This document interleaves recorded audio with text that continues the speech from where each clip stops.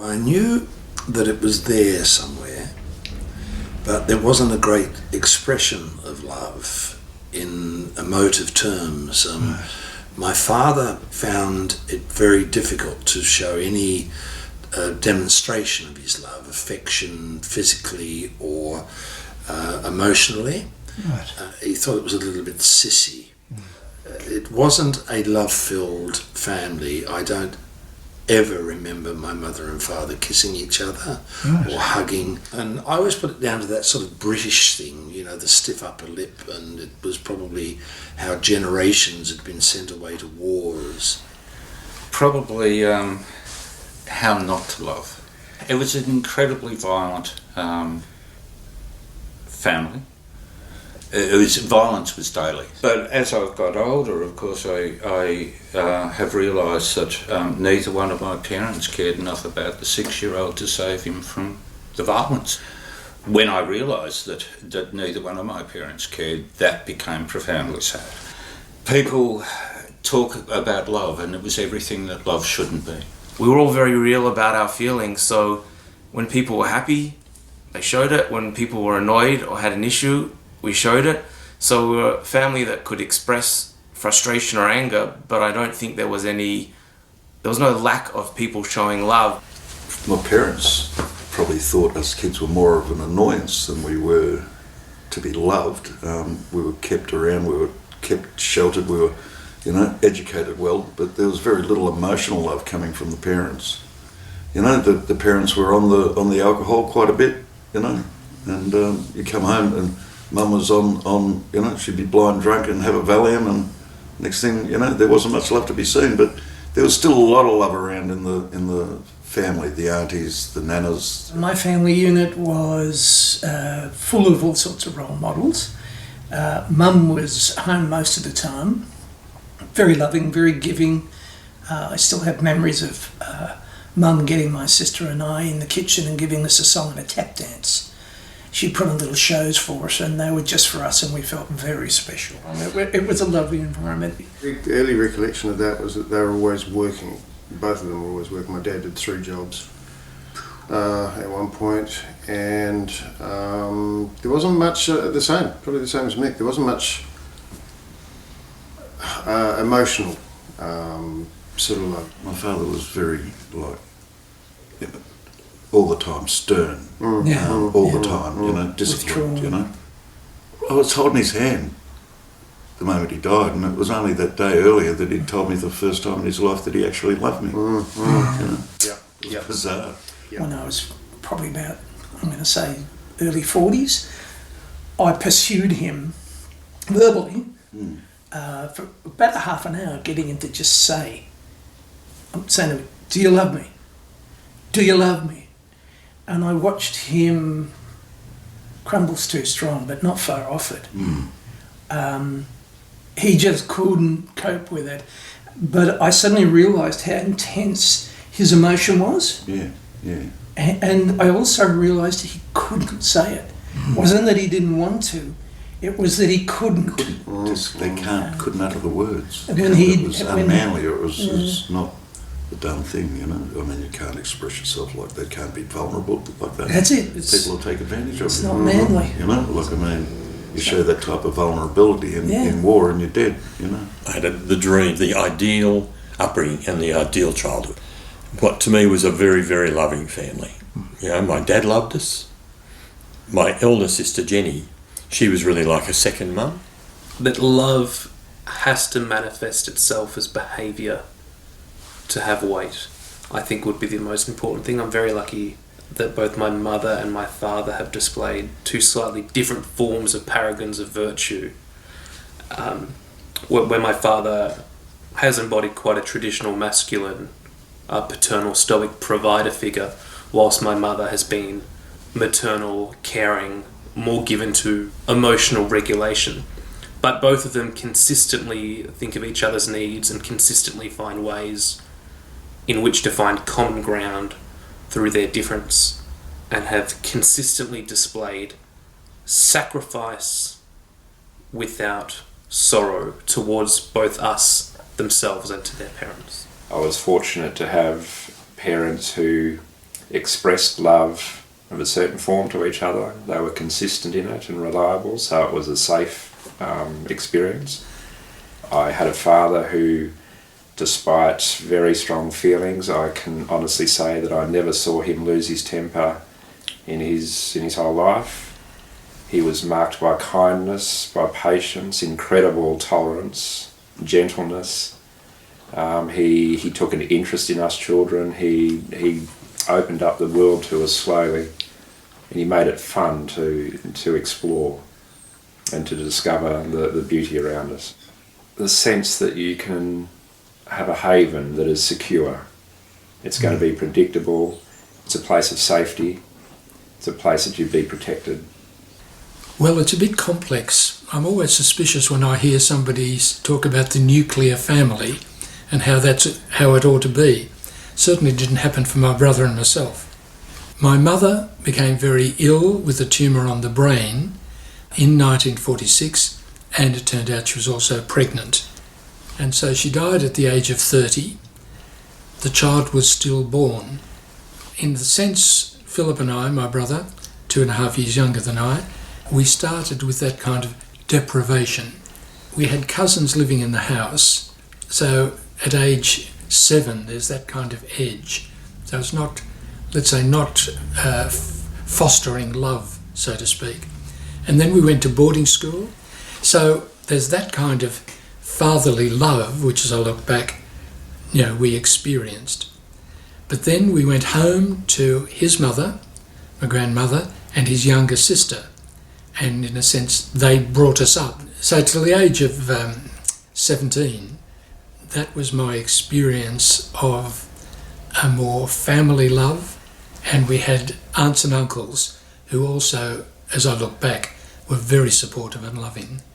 I suppose female-feminine formation from my grandmother and Auntie Sheila, so that we had that kind of thing, which means then that I have not had such a strong image of mother, the sense that most people would take for granted. People that love us can do things to hurt us and harm us and make us feel certain ways in the same way that they can do things to make us feel good and, joyous and happy and all those other positive emotions. The older I get and the more kind of groups of people that I kind of churn through and work with in my life, they might come and or go or stay and leave, but it's always family that have kind of been there, as you said, unconditionally providing that. And it's not a tangible feeling, it's not something you can grasp or put your hand on, but it is something that is of the utmost importance to me, that the older I get and the more I realise about careers and art and society. It is kind of that one constant there. I think in terms of what families taught me is probably that people use love to justify anything, good or bad. At either extreme as well. They are the absolute best things and the absolute worst, and that you can't rely on love alone to necessarily get along with someone. Because I was a kid that was sent to boarding school at a very young age and hated it and was homesick all the time, I needed my parents when I was sort of like extremely young, and that of course if I didn't like my parents, I wouldn't have wanted to be home with them. So I understood in a very vague sense what love really, or I felt love rather than understood it.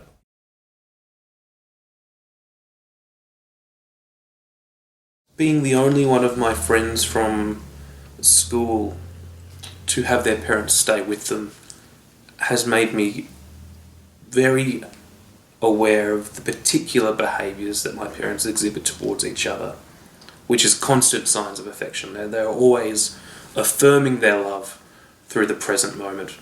So I think that's been a big tool in learning how to love. I was very lucky that I met a girl who was much more educated than me. She was my only wife, deceased now, I might add. We'd broken up.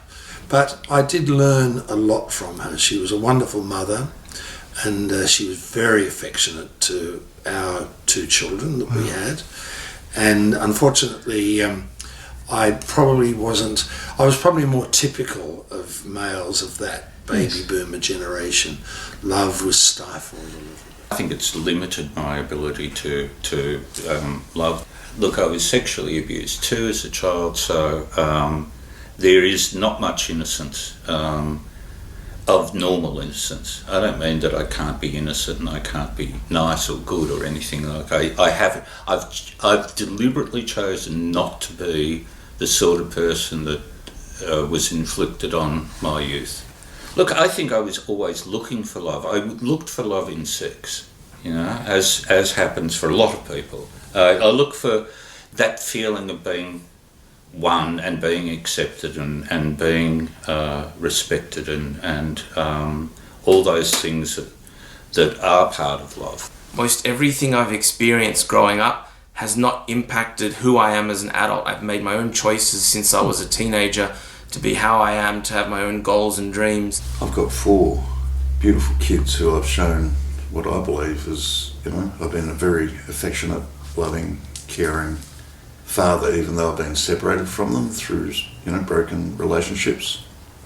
Just a funny story again. I did a personal development thing about, I can't even remember, 8-9 years ago, something like that. One of the things that they say is that if you want to sort of start resolving your own shit, basically you've got to start dealing with some of the stuff in your family. Never mind solving the problems of the world, solve your own family problems first. Hardest thing to do. So they said, right, okay, what we want you to do is we want you to ring your family members and tell them that you love them. So anyway, I made the phone call, right? And I ring up Mum and I say, oh Mum, how you doing? Blah blah blah blah. I said, look, I just want to tell you that I love you. And she goes, oh my God, that's so good. That's yeah, I love you too. And then I said, can you put Dad on the phone? And so she goes, yeah, hang on. I go, hey Dad, how you doing? He goes, yeah, good. I go, I just want to tell you that I loved you. And he goes, right, I love you too. And I said, he said, that's yeah, I love you too. Yeah, how's everything else going? Good. Next day, I get a call from both of my brothers, right, saying, both of them rang me and they said, "Matey, you all right?" And I said, "Yeah, what? What's going on? I'm doing this course, right?" They said, "Dad's really worried about you. Dad's really worried about you. He thinks you might be going to top yourself because so just as an example of that, right, that's." We don't say we're in love. We don't talk. Must be really unless we love unless we leave at the moment. That's it. Yeah, okay, I'm off. I do. Yeah, I love you. Don't worry about me. I'm off. Sonia would say, my wife, that I was the first man that she ever met that was a hugger of other men, right, and a kisser of other men. Because my dad always kissed me. And my close friendships, you never, we might shake hands, but as soon as you're shaking hands, it's got to be a hug and a kiss that goes in there as well. It certainly was normal in my family, and it's been just a natural thing for me throughout my life. Even in the past 10 minutes, I've just felt like an absolute tension. Yeah. Like there are nails in every wall. Yeah. I can feel it in my own voice when I'm trying to talk to you about it. I might have a clear thought in my head, but when I start talking, I can feel my voice start to break up a little bit. Conditioning.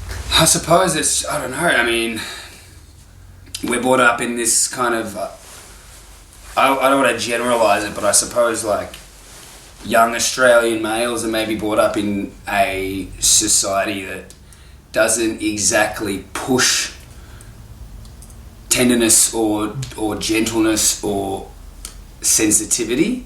Usually sensitivity is viewed as negative. I've learned that there's a fine line between being sensitive and being defensive. Yes. And I think men are super prone to be defensive, especially when challenged by someone who they love. Yeah. I know I personally struggle with it greatly when I come into conflict with people that I love, my family or my partner. I think my urge is to defend myself and convince both myself and them that I'm not wrong or I am not at fault, even if I am, rather than listen. I think I demonstrated extreme valuable love with my children by the way I treated them. it's the way I behaved, hopefully, that they learned a lot about how to treat other people and be respectful to other people and to enjoy other people and to share in what they were about and to receive their love and give love. Love to me is also our ultimate journey to discover the principle, the essence of love. It's our ultimate goal or our quest as human beings, because for survival we're required to find it. I think self-love is honestly probably the most important. And I think with self-love also comes how you give out your love. Because I feel like I'm going through a period of real kind of change in which I'm changing and shifting the way I view love and view loving myself. And I think what you said about the way that you love yourself is the way that you give love, and it's a very necessary conversation to have. There's a specific group of people that I hang out and we're very, very tactile. All the guys with each other. We're all very heterosexual. We're a group of dudes that'll kiss each other, and they're like, That's cool. on the forehead, on the cheek, whatever. Yeah. But if we do that, we'll get looks.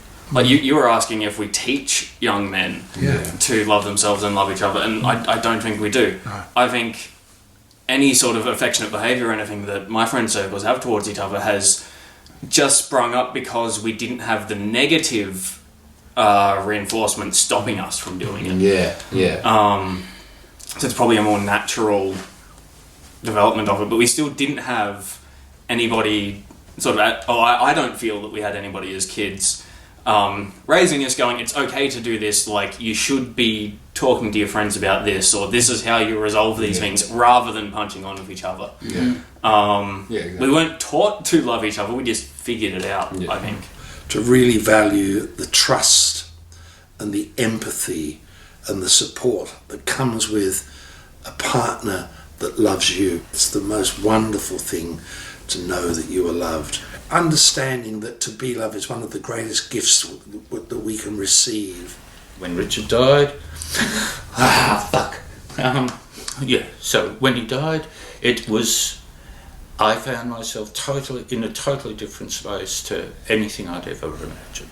But in the end, the thing with love was that I had to become vulnerable again. I had to be prepared to be hurt, to experience what's worthwhile in love. I don't even know what love is because I can't decide if I've had love or been in love. I've had those feelings and said that's what it is, and then later on I'll say, that wasn't it. When I give people my time and my resources, that's probably my best internal indication that I'm giving someone what I see as love. Love in multiple forms, not just partnered love, is when it makes you be a better or the best version of yourself. I've certainly learnt there's a difference between love and lust. Right? And love is something that is absolutely to be cherished. The act of love is trying to grow someone and to grow yourself in the best possible way.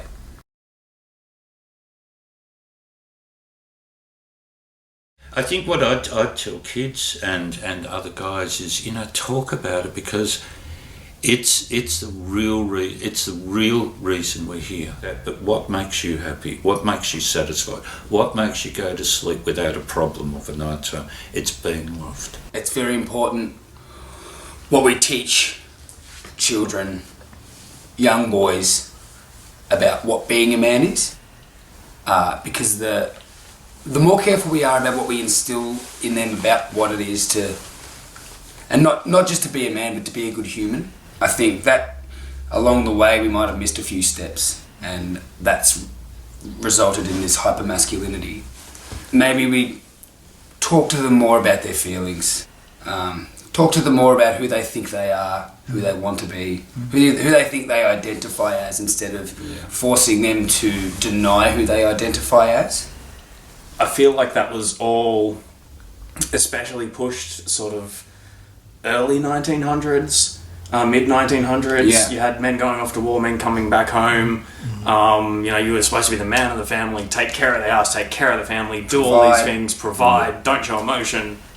The only way I see that we can really sort of, in this day and age, change it, especially for young people, is if our social media influencers, our role models, our celebrities, all these other people preach this kind of message of like, it's okay to be, authentic in your emotions and stuff. I don't want to sound preachy here, but we need to put more emphasis into the arts. Yeah. In a young age, because when someone asked, my first day of acting school, they said, "What is art?" And we kind of came across this umbrella term that's quite safe to use, and it is art is a reflection of society. It's us holding up a mirror. And I always remember that one lecture thinking, well, that's necessary that we have that, and we as artists are there to hold each other and society accountable. So instead of putting so much emphasis on getting to footy training, getting to swimming training, put your kids into a dance class, put your kids into an acting school or something, because you learn as you listen to these stories and you read these stories and you reapproach these situations. You learn about these characters, and you inevitably have to learn something about yourself and society. The beginning of school, at a minimum, is when boys would need to be shown that it's fine to express your emotions, that there's nothing wrong with that, whether they be happy or sad or very inward or outward directed emotions, that those are healthy, so that people grow up not being fearful to feel what they feel. I think a lot of men are actively searching for how to make meaning, because the way the workforce has changed has destroyed men's understanding of themselves as protectors and providers. And part of it's necessary. It is wasteful and unethical to consign half of humanity to the living room so men can feel better about themselves. But that should not negate the fact that our hardware is geared towards understanding ourselves in specific roles. We evolved to do dangerous tasks to better the tribe.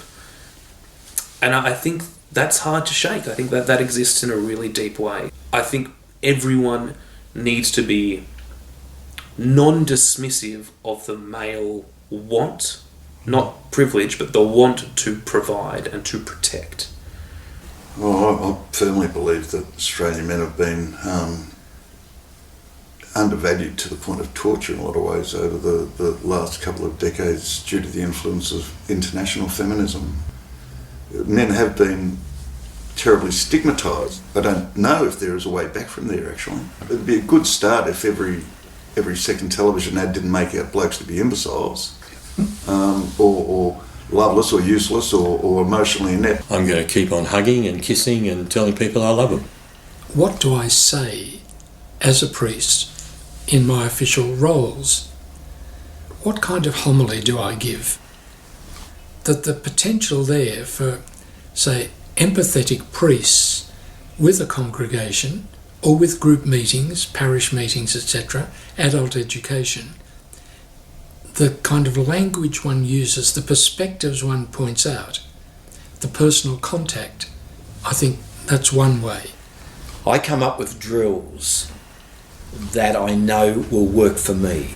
And then secondly, I practice the drill. We need to find the drills that allow us to overcome the problems that you've identified. Let's just go to road rage. You've got to find ways of surviving.